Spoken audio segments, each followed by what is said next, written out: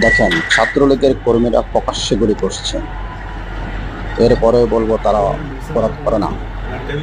দেখুন, হায় রে জুলুম! এই জুলুমের বিষয় যতদিন পর্যন্ত মানুষ রুখে দাঁড়াবে না, জুলুমের বিপক্ষে ততদিন পর্যন্ত হতেই থাকবে।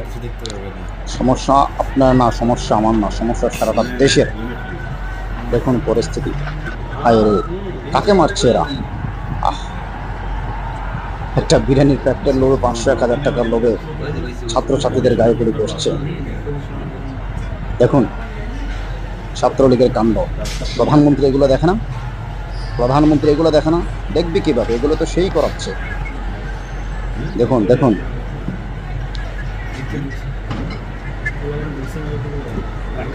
আহ,